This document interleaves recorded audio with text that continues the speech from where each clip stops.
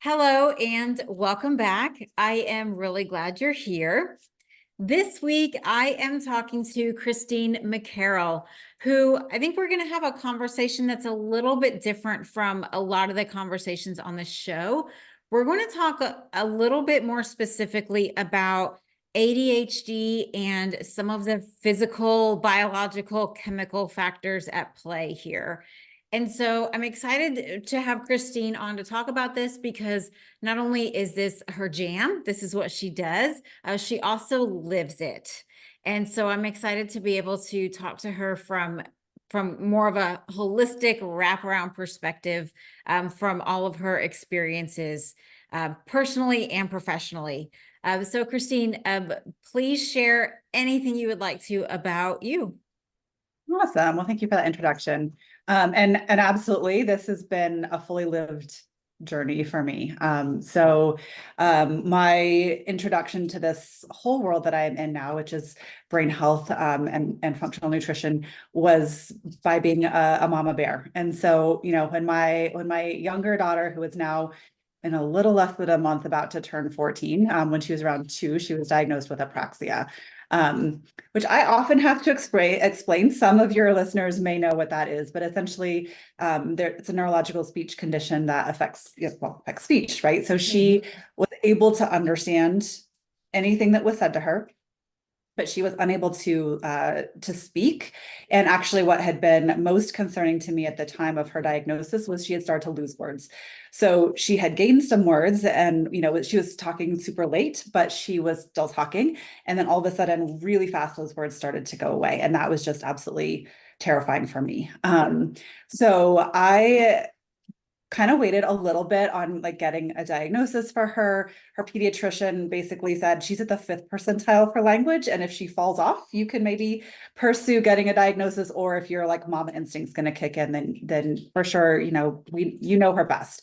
So I waited for about a month because I wasn't ready to have that conversation, and then went through the process. And so she was diagnosed through our local children's hospital and early intervention, who comes to the house. So after that happened, what I found so scary was that two things. One, I was going onto parent message boards, as you do, and I was seeing parents of much older kids who had, a vocabulary of 10 words.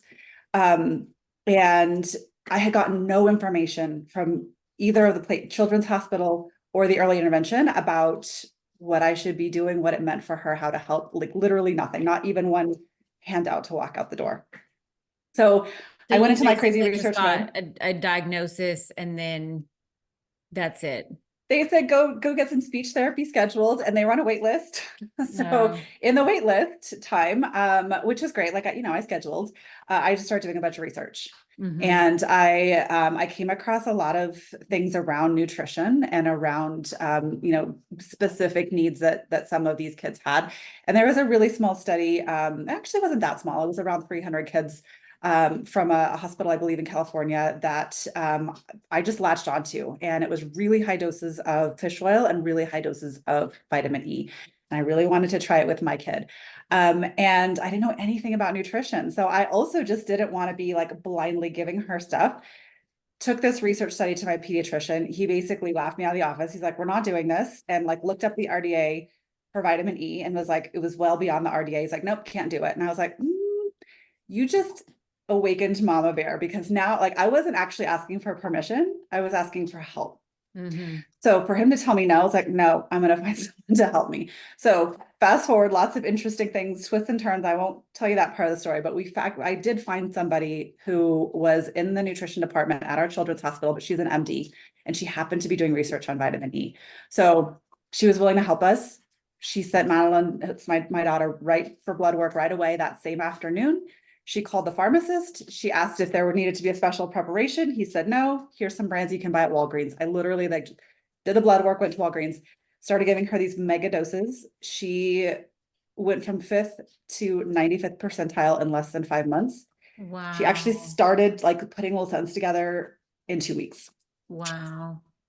So at that point, I was just completely blown away. It just exploded my head. It was my kid completely transformed like practically overnight. And so that sent me into the world of like, I can't unsee what I've just seen. I was like, and I have to be able to help other people do this. So I completely, I was in a corporate career, was doing all of this on the side. I decided to go back to school, study functional nutrition, and completely just changed my entire life. So I've been doing that for the last 9 years-ish, and just supporting mostly women's health, mostly women who had been kind of turned away by conventional practice like I had been, maybe weren't getting the answers that they had, maybe felt really tired and burned out because what I didn't say is I completely destroyed my own health in this process because I was so tired all the time, just trying to be working all day and staying up all night doing the research. So that's what happened. And then a couple of years ago, my daughter, who'd been doing fine in school, started to have some challenges. And around the same time, I started to have some challenges. And we both got diagnosed with ADHD.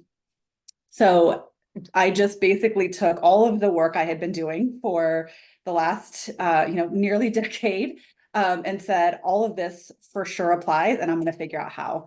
So I went back again. I went through, if any of your listeners know Dr. Daniel Amen, there's a certified brain health professional program. So I went through his brain health program for professionals to really dive deep into this, specifically around brain health and ADHD. So then for the last couple of years, I've really changed into my focus with my clients. I'm working with women a lot of times who are late diagnosed.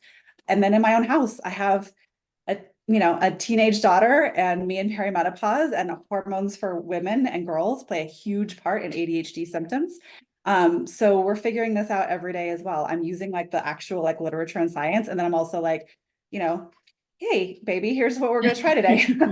Yeah. I'm just figuring all those pieces out. You know what, Christine, I would love to go back with you to when all this was first starting, because I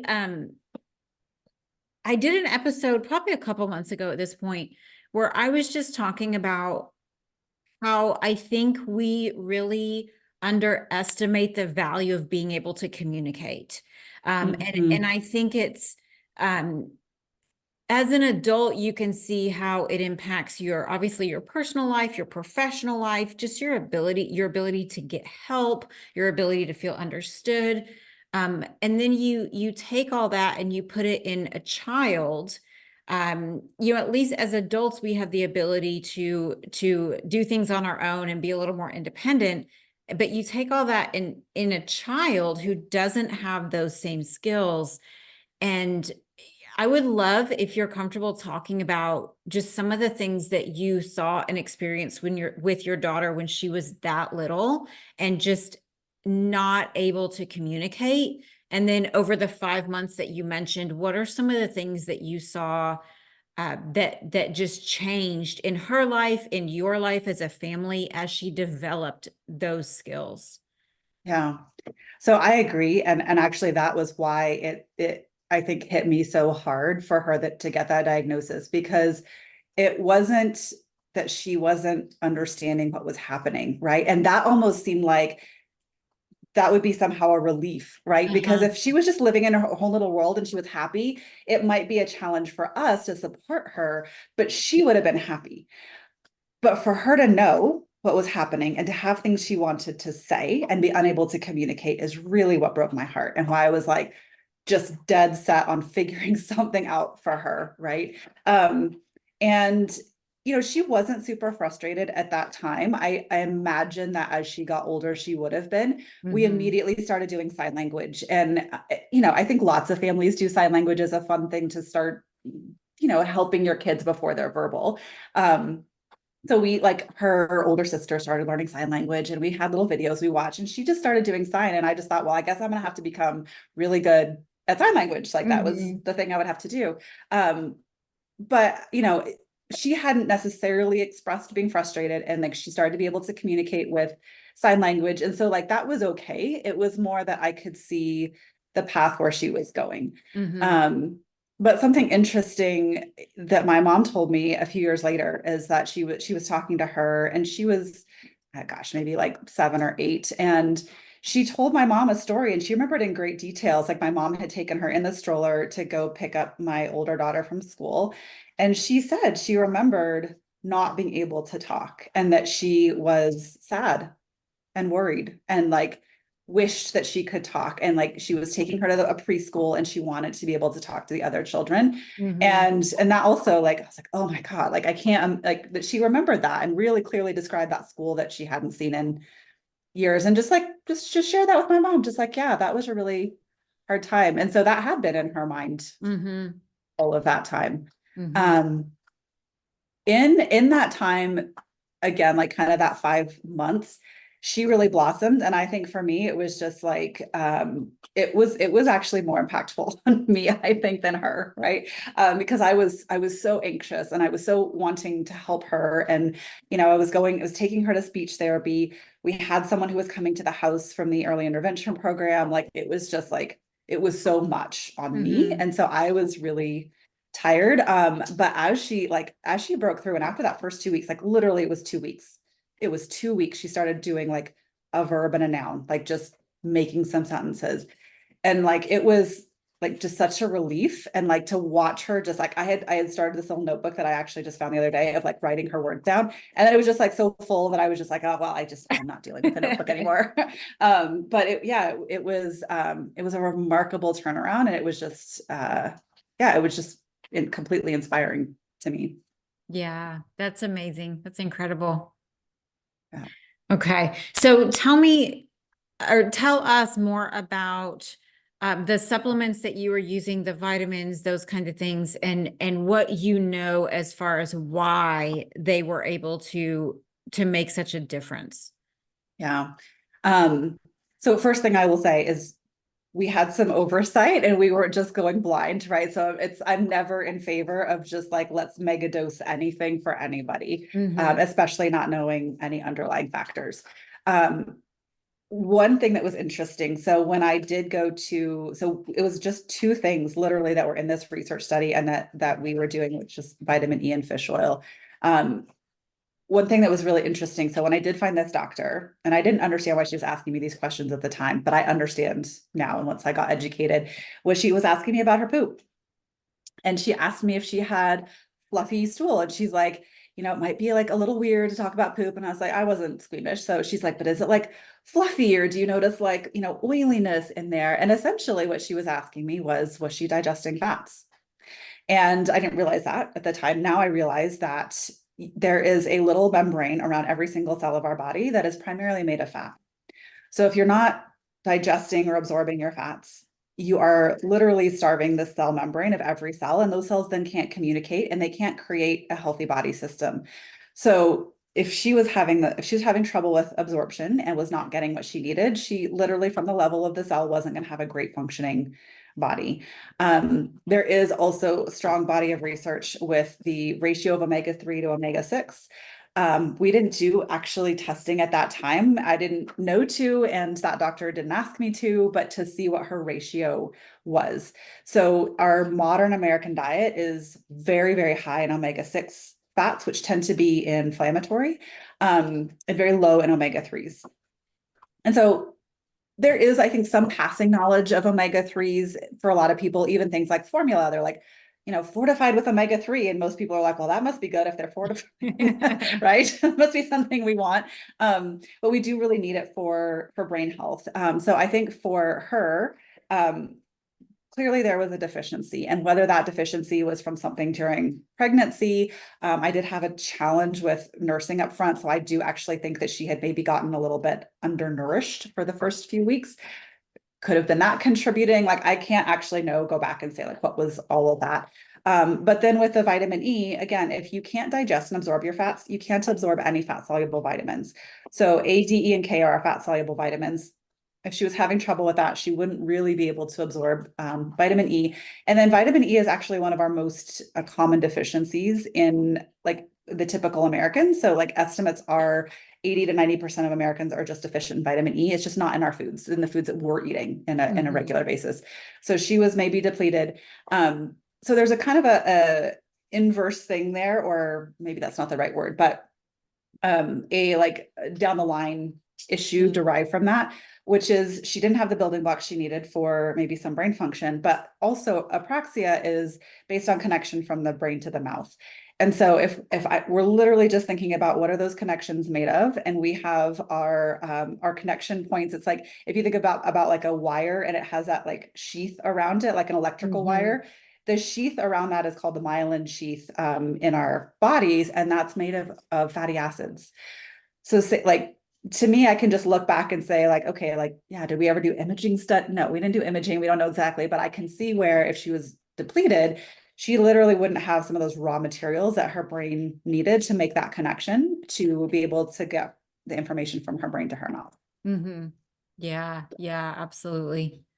Okay. And I think it's this podcast in general has been really interesting because I've had several guests on here who have been through similar journeys where there is something going on with usually their kiddo, sometimes themselves personally, and they just go on this search, right? They just take to the internet and go on this search. And it's fascinating the things that people learn and find and kind of adopt and do.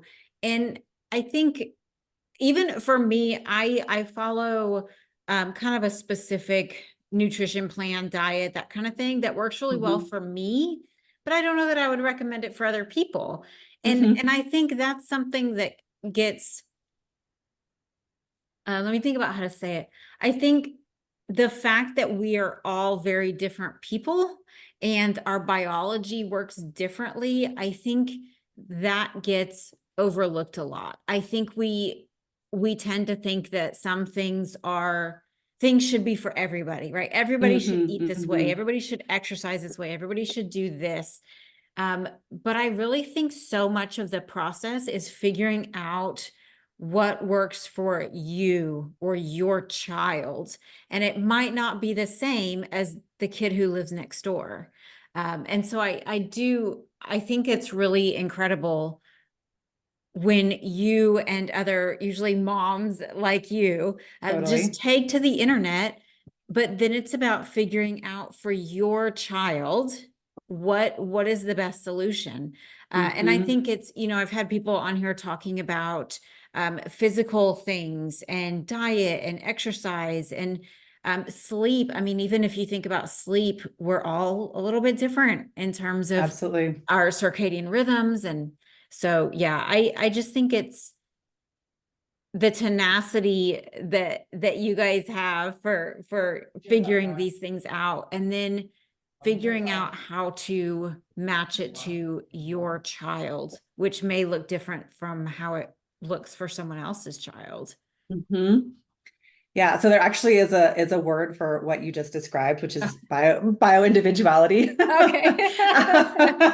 Which is great, yeah, because you just landed on it. But it's essentially that we are all biologically individual. So we have our genetic blueprint, which actually I do genetics on every person I work with at this point. And then we have our environmental factors that determine whether and how those genes are expressing, right? And so when you put those things together, it's not possible for any human to be the same. And even when we do research studies, they come up with conclusions based on statistical significance for the population that they studied. And they'll report on maybe some outliers, but they're not saying like, hey, this thing worked in 40% of the people, it didn't work in this percent. But maybe like in that percent where it did work, for some people, it like 100% resolves whatever the thing was. And then for some people, it was like 20%, right? So any intervention as well is going to have kind of this variation, and it's really all unique to the person. And so, yeah, it's very hard. And there can be blanket things like we should be checking for XYZ across the board. I say things like everyone should be eating a whole foods diet is kind of a basic starting point. But from there, like, how much fat does someone need versus somebody else? Like those are actually quite individual pieces. Yeah. I was thinking about this a few weeks ago in a Facebook group that I'm in. I used to be a triathlete. And so I'm in a Facebook group and somebody was asking about specific diets and things like that. And so they were asking about what I actually follow. And so when I saw it, multiple people had already commented and were saying, don't do it. It's horrible. Like, and so I just jumped in and I said, that's actually what I do. This is what I follow. And I said, for me, it works really well, but I probably wouldn't recommend it to other people because I definitely understand why it's not for everybody. I think physically and mentally, it's kind of, it's a lot, but it was just surprising to me that people were jumping in and making blanket statements. It doesn't work. Don't do it. All you can say is whether it works for you, and so it was kind of surprising that those were the kind of comments I was seeing, because for me, it actually works really well. Right. So it was just interesting. Yeah, I mean, I see that a lot, and it's been fascinating to me over like the last decade to watch how I feel like in some ways nutrition has almost become like politics. It's like, don't even start the conversation at the dinner table because like people are going to have their opinions and they're going to be like, you are totally wrong. And it's just wild. And I agree. Like, it's really about, people responding differently and what their needs are. And, there's a lot of armchair experts. We'll just say, unlike everyone should do this, and it's just not the case.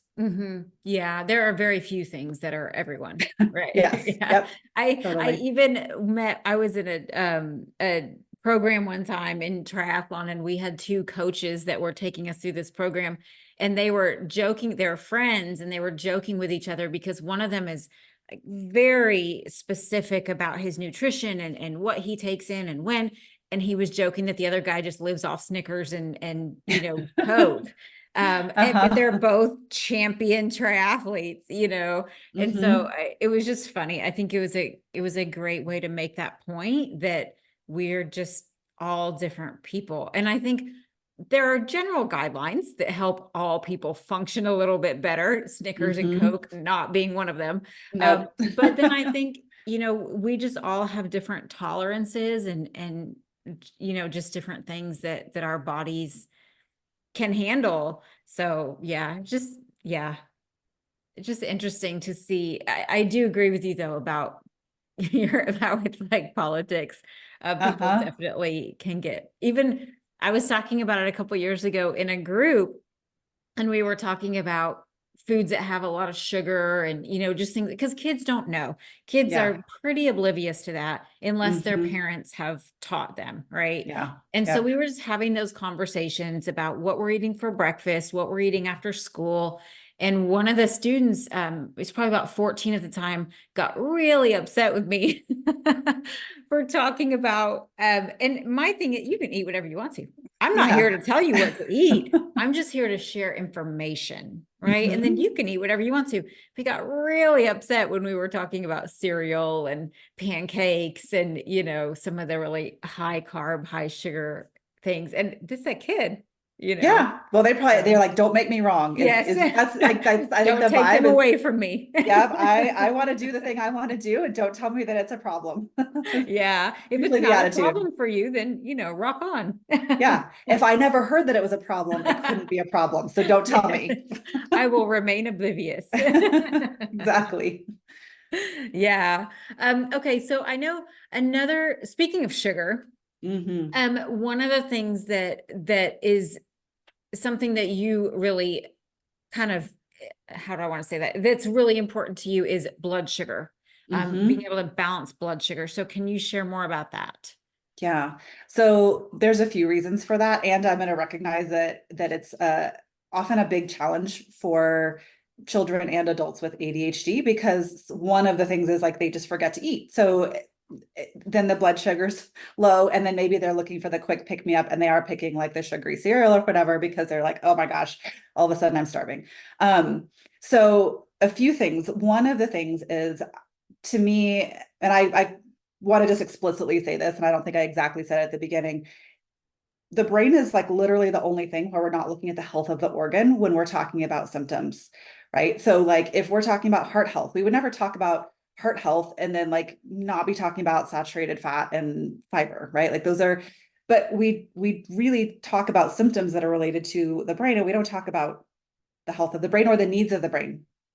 And so the energy factories inside of our cells, which are the mitochondria, are super, super hungry and active in the brain. And so if we're not feeding them what they need, then they're just not going to be able to run right. And then the things that are symptomatic for someone, like not being able to focus or sit still or having executive function issues, those are just going to be amplified because the actual organ doesn't have what it needs to run, right? And so, my analogy for this is if you want to build a brick house, you have to use bricks. And it seems really simple, but you can't use toilet paper. And you could bring me an entire like a semi truck of toilet paper, but if you want a brick house, you need bricks. And so your brain needs certain bricks. So having balanced blood sugar means to me that you have provided energy at a nice regular pace where your brain has the energy that it needs on a regular basis. The other thing that's really important is not having excessively high blood sugar, which has become a problem for younger and younger kids. And, the reason they even like stopped calling it, like back in the day, it was adult onset diabetes was type 2, and they just had to start calling it type 2 because so many kids were getting diabetes. And sometimes people have heard of insulin resistance, which is like a phase that happens before type 2 diabetes. And it's essentially when your blood sugar has been so high for so long that your cells kind of stop listening. They don't let insulin in, but they also don't let glucose in. So like there's a lot of sugar hanging around in the bloodstream, but inside the cell where it's needed, there's nothing, right? So inside the cell, it's starving, even though all that sugar is right outside the door.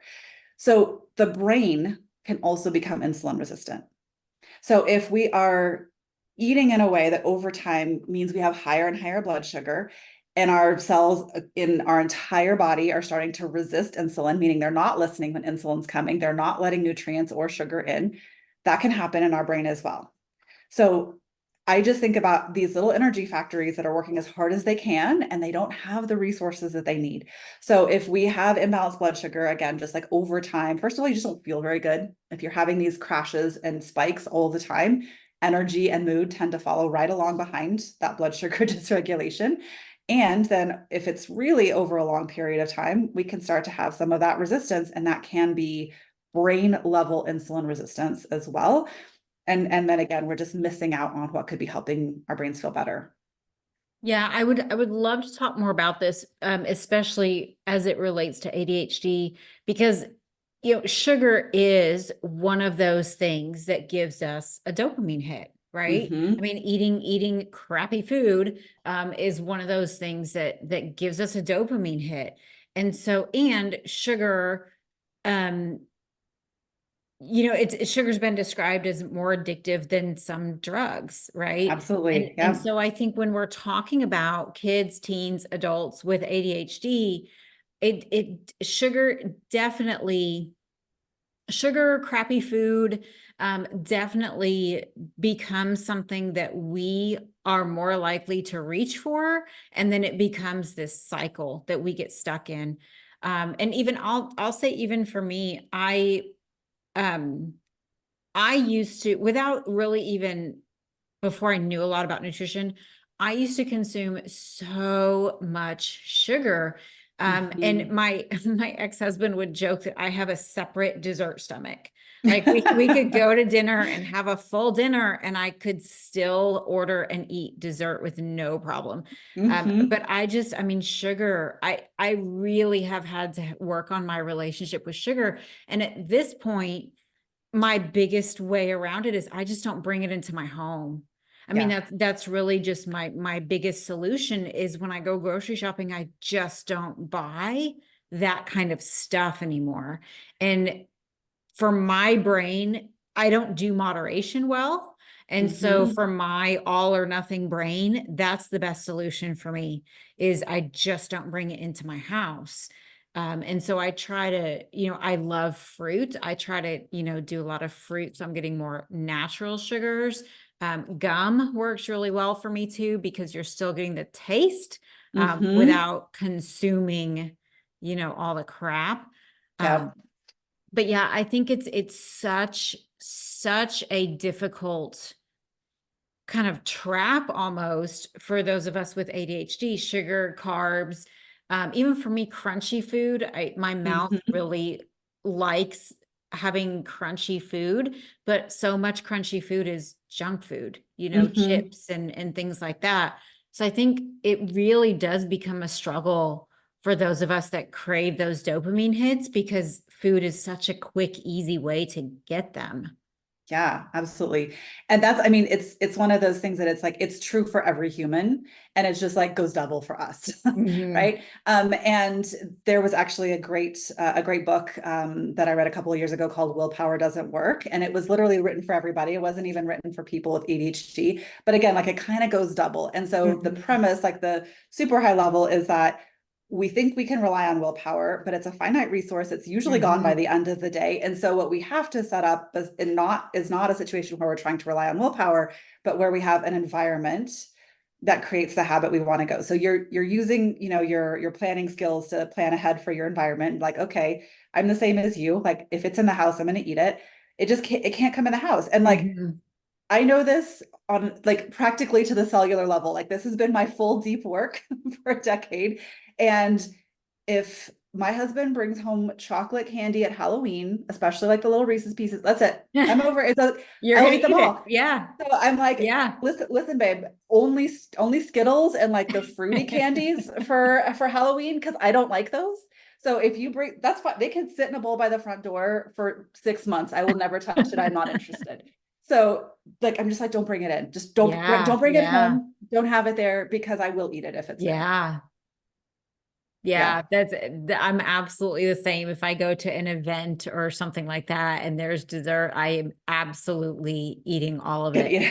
Yeah. Yeah. Yeah. So Yeah. you got to protect yourself from yourself. Yes. Yeah. No, and Hmm. I absolutely agree with that, that willpower is finite, especially when you're tired, Oh when you're yeah. stressed, when, you know what I mean? It's like, Hmm. and I think that's why so many people, even if we take diet out of the equation, just talking about habits in general, something you wanted to start getting up at 5:30 in the morning, whatever habit you want to talk about, you have willpower until you are up until 2 in the morning or until there's crisis happening in your family. And, yeah, definitely. I think it's so much more successful to focus on systems instead of Yeah, willpower. And totally. willpower, I mean, how often has willpower failed us in the past? Right. And Doesn't then have a good track record. yeah, and then we end up mentally beating ourselves up over it, right? Hmm. Like what kind of things do you say to yourself when you didn't make it to the gym today or when you didn't cook dinner for your family tonight? We start to mentally beat ourselves up when, yeah, willpower, I definitely agree with that. There's only so much and it's very susceptible to external factors. Yeah, and it just gets harder as the day, like you might start Hmm. out great and like feel, like, oh, I'm making good decisions at, 8 a.m. But by the time 5 o'clock rolls around and you've made all those decisions, even a kid, right? Like they've made decisions about who they're talking to and their teachers and their homework. And like it's just too many decisions to actually be Hmm. able to trust willpower when we're after like, 3 o'clock in the afternoon. Yeah. And so for me, I don't like to cook. And so my options get pretty limited sometimes. Yeah. But I have developed a system. It's for nutrition and also for money. But that Hmm. I'll only allow myself to buy something to eat at a fast food or a restaurant a certain number of times a week. And Yeah. so it's not about willpower, it's about a system, Yeah. right? And they're like, It how many could times did I do that? Right. So I if hit it's it. 3 times a Hmm. week, it could be 3 days in a row, right? There could Hmm. be 3 days in a row that Yeah. I go get something to eat, but then there could be 5 days that I don't. But I, Yeah, I know for me and my black and white brain, it actually works really well. absolutely. And it's just, okay, 3 times this week I can go, get something to eat from fast food or sit down restaurant or whatever. And then once those 3 times are up, I'm eating whatever's in my refrigerator, but at least Hmm. I have control over that. I have Yeah. control over what I've brought in to my refrigerator.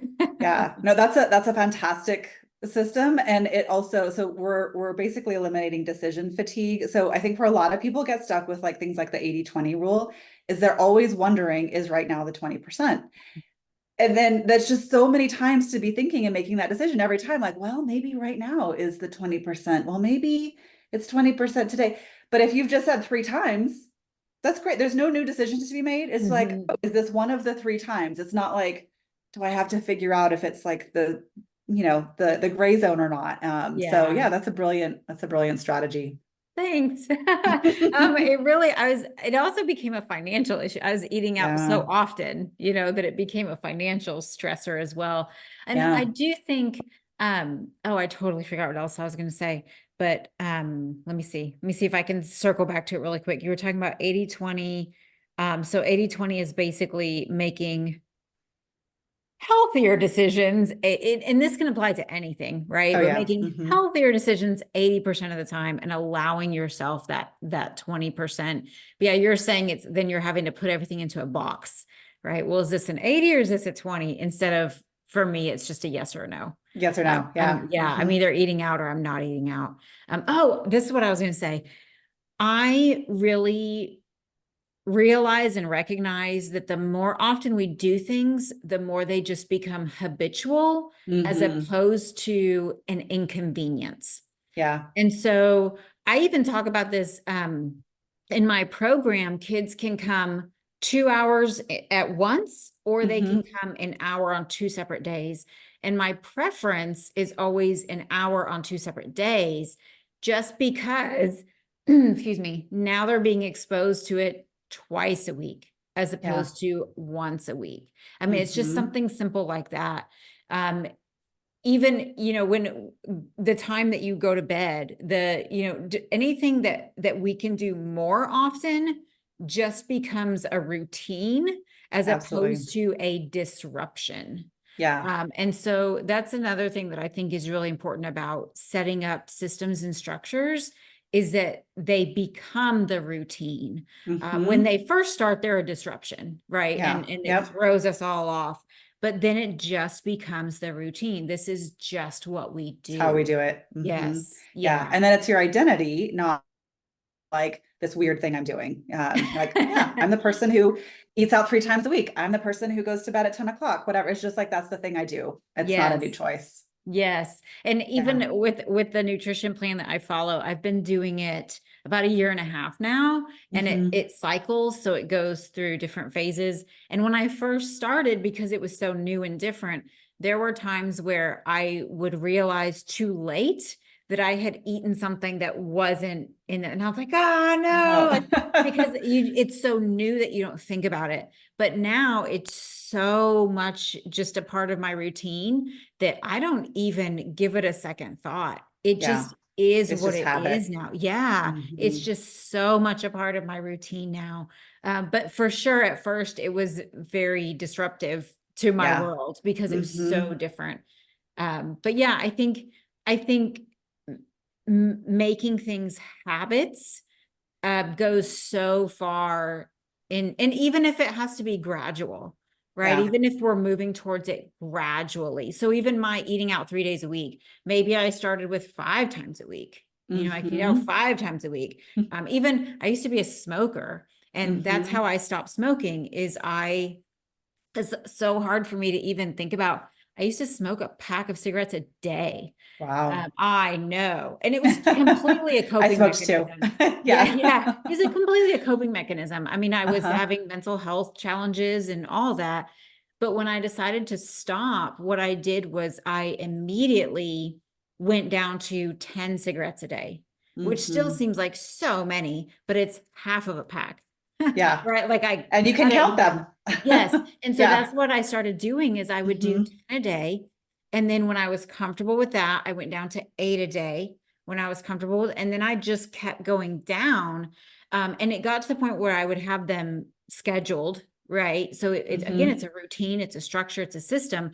And when I got down to just one a day, which would be at the end of the day, there started to be days that I forgot. Oh, that's so Right. handy. And Yeah. so that's how I stopped smoking is Hmm. I just kept reducing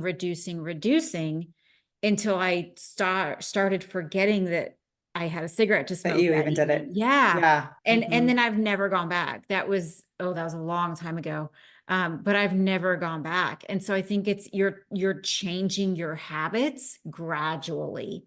You're Yeah. not all of a sudden this is your new habit, adapt to it and live with it.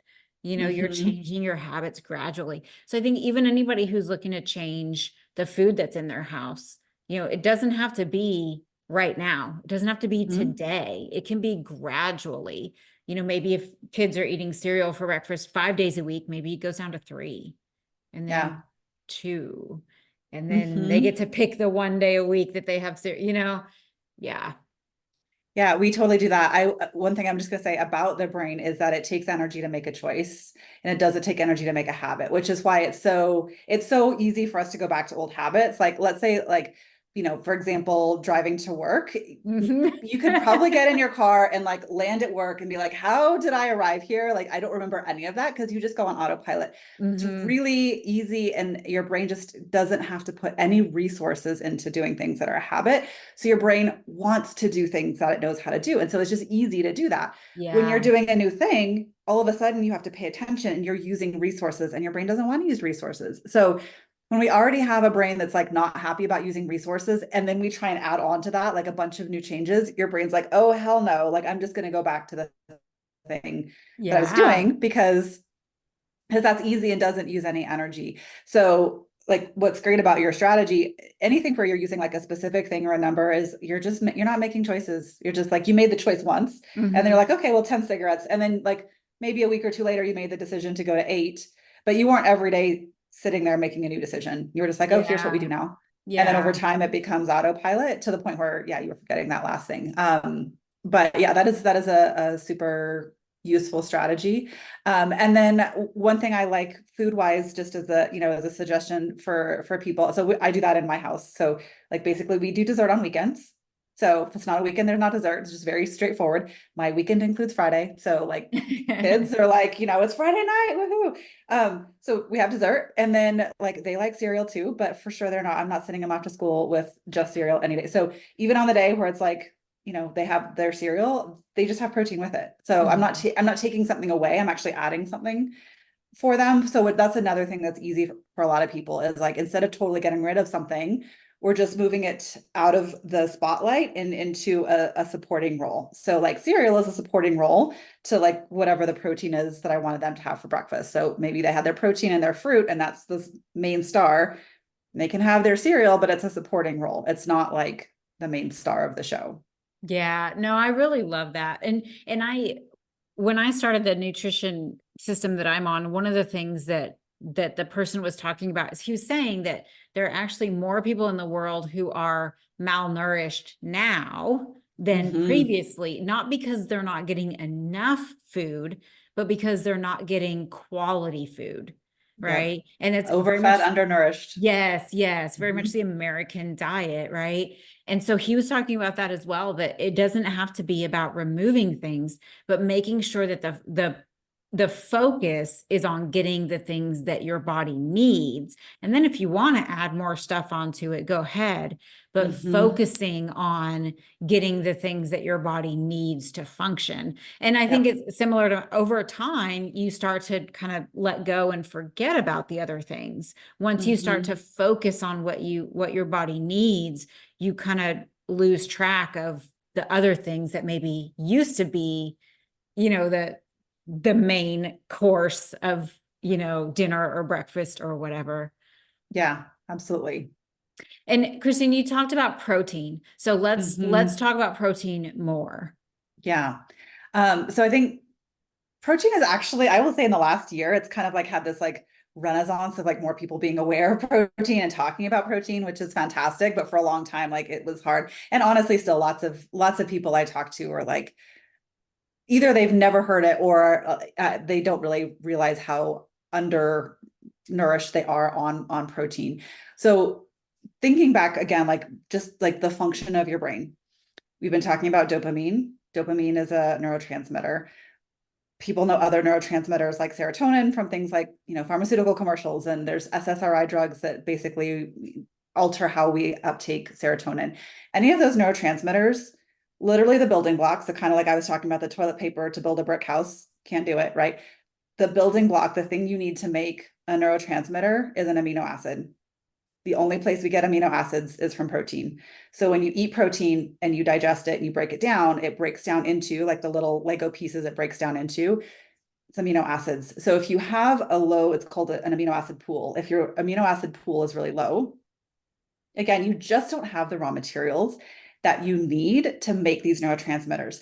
So if we're talking to a person who's already struggling with this neurotransmitter, they're already struggling with not having enough, or metabolizing it too quickly, and so we're already always on this uphill battle, and now we're not getting any of the raw materials, of course we're going to be struggling.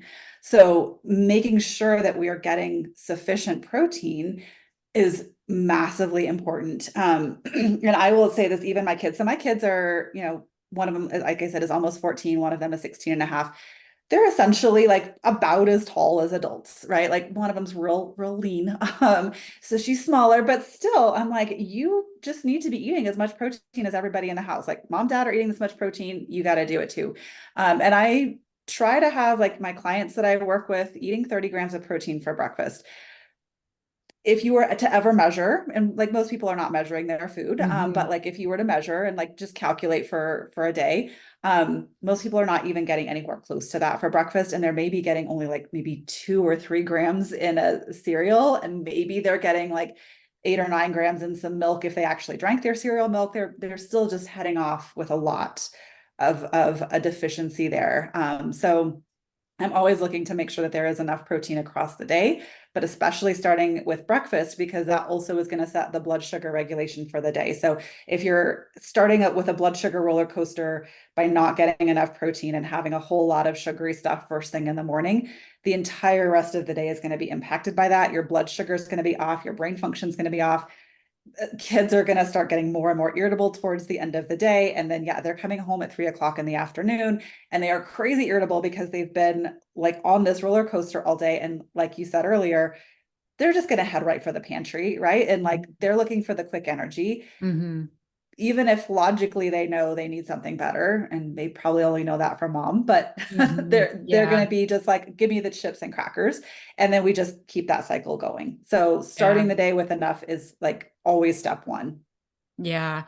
Yeah. And I think I'm a huge fan of just the concept of choices, right? And so I think even for breakfast, giving your kiddo 2 or 3 protein choices, right? Which one of these would you like today? Because there could, like, I'm not a big fan of eggs, but I eat them often because I know that, they're healthy for me, and but if there are other things I would probably rather eat. So Yeah. I think even, just letting your kiddo have choices. So, we need to make sure we get a protein. Here are 2 or 3 different things. The same if they're packing their own lunch for school, right? Okay, we need to make sure we have this. Here's 2 or 3 ways we can get this. And then, how do you want to, do you want carrots? Do you want celery? Do you want an apple? Do you want a banana? And just letting them kind of pick and choose what they want that day. Because I also am a big fan of variety, Oh right? Of yeah. being able to eat different things on different days. Mm-hmm. So, yeah. Yeah. And you can make lists, like I have lists of things. I have lists of recipes that our family all likes. I have lists of like protein for breakfast, like whatever it is. And depending on the age of the kid, right? So younger kids, you can be like, here's your list of protein choices. Now that 13, almost 14-year-old, I pay her to make our meal plan and our grocery list every week, because that just takes so much load off of me. And I just give her the parameters. So just like your parameters earlier, I'm like, here's the parameters. Here's what needs to be in every meal. And she knows the meals the family likes, right? And so she creates the meal plan, and I have her go online and do the online shopping. And then I just drive up and like pick it up. And I do my little review of what she put on there. And as long as she's like, it gives her so much choice now, Yeah. right? And so Yeah. there's definitely things in the house that I wouldn't have necessarily gotten because she put it on the list. But hey, that's the privilege she gets for making the grocery list. So Yeah, I love that. I think that's awesome. That's a great way. I think that's so many things. I think that's a great way to help her with meal prep, to help her with, just choices. And oh, I really love that. That's yeah, awesome.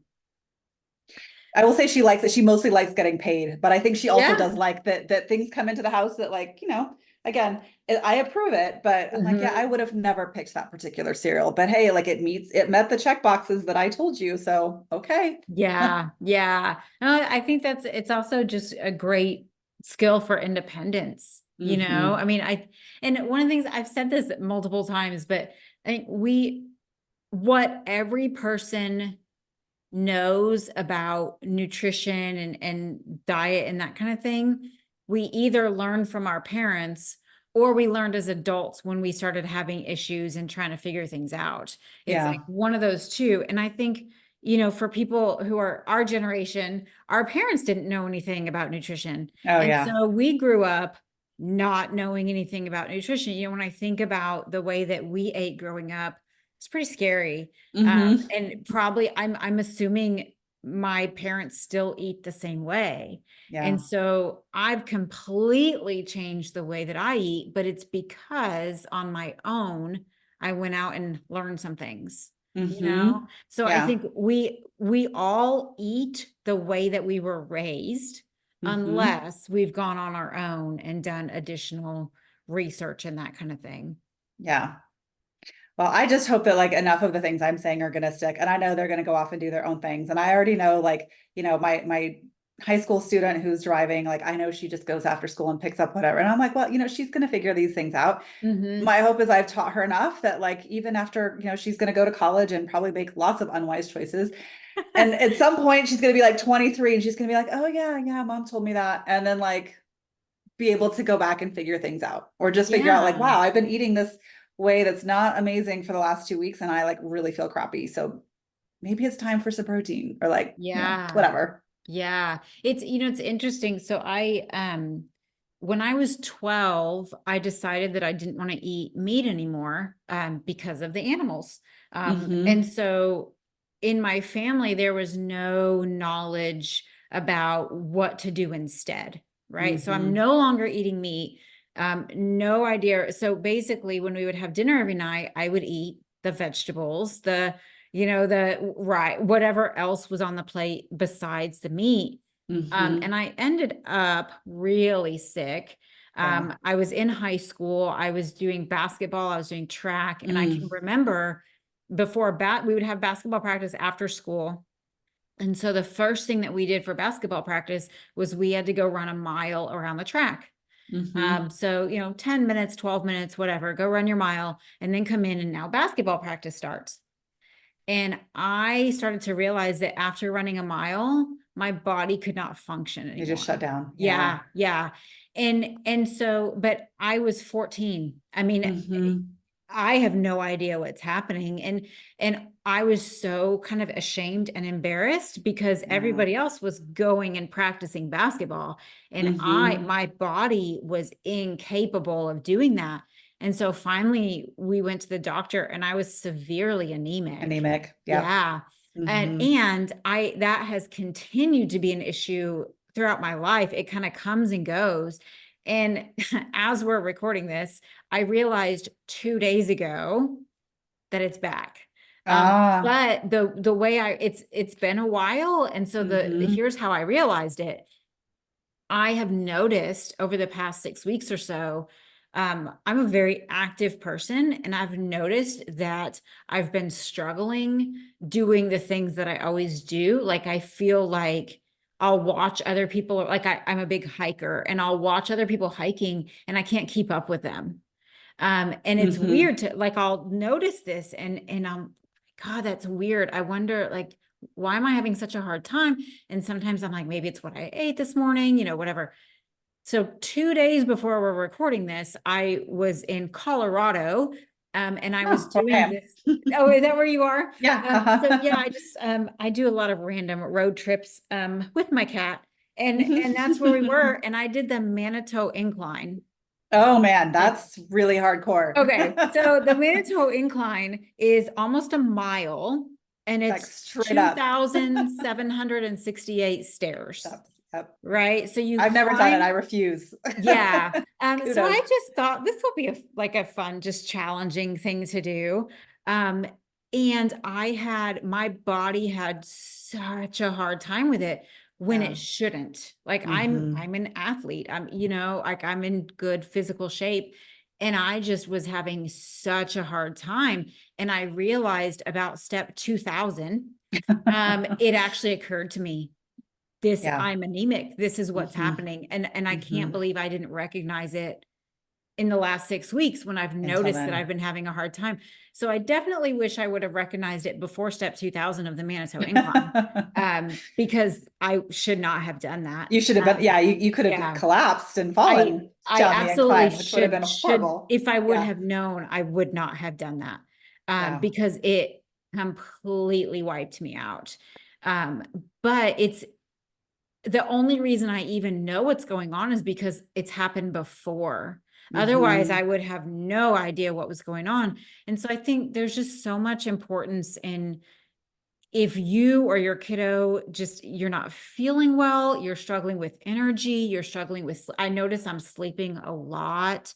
Go get some blood work done. Yeah, I mean, absolutely. so that's my next, I have it on my to-do list, is Mm-hmm. I'm new to where I live, so I don't have a doctor here, but finding a doctor and going and getting some blood work done, because now I know what's Yeah. going on, but only because I've been here before, Yeah, you know? absolutely.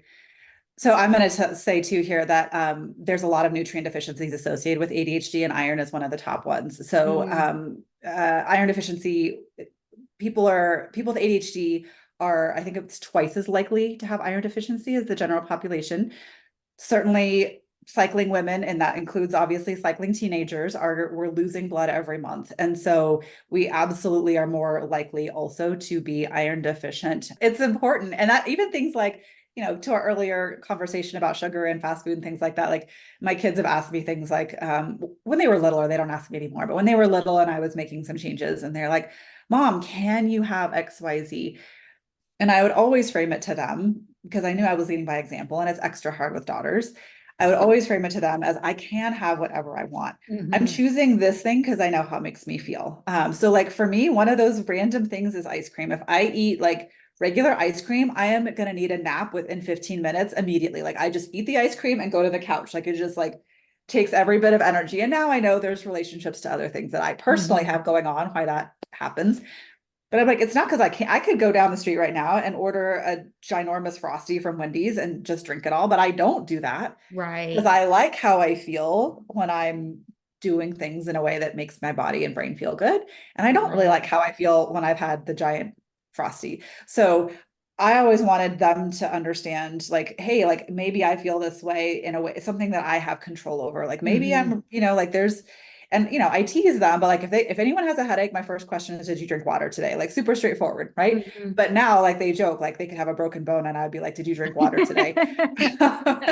So, but like I start with that, like, did you drink water? Did Yeah. you eat protein? And like, if you didn't cover those bases, I can't even help you. Like, we'll start with something foundational.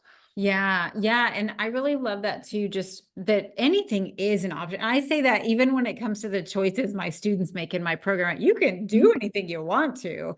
I just Yeah. want you to think about how you'll feel if you make that choice. And Hmm. I think sometimes it's really helpful to point that out when it does happen, right? Like I don't eat pizza, and don't drink soft drinks, sodas, for those very reasons. Not that I Yeah. don't want to sometimes, Hmm. but soft drinks make me feel horrible.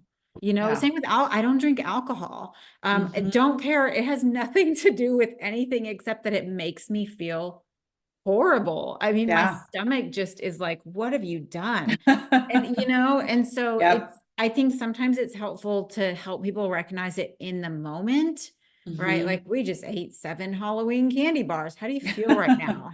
Yeah. Or we just ate a pint of ice cream. How do you feel right now? Hmm. And then just, use that kind of as a reminder. And remember that time when you ate all the ice cream and then you were like, your stomach was so upset.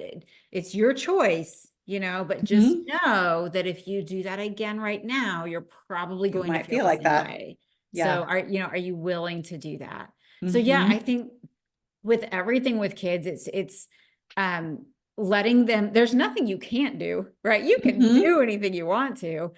Just reminding them how that worked out for them last time. right? Mhm. Last time you ate that or did that or stayed up until 2 in the morning, or, how did you feel when you How'd you made feel that after choice? that? Yeah. Yeah. Yep. And Absolutely. there's the physical and the mental, right? There's how Mhm. did your body feel? And then, as we were talking about earlier, how much did you beat yourself up for making that decision? You Yeah. know? Yeah. Also not worth it. Yeah. Yeah.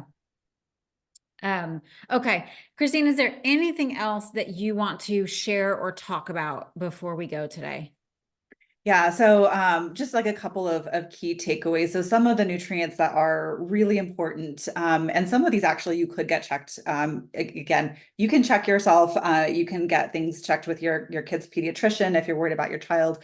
But minerals, so magnesium in particular, and zinc tend to be deficient in people with ADHD. Iron is one of those top ones.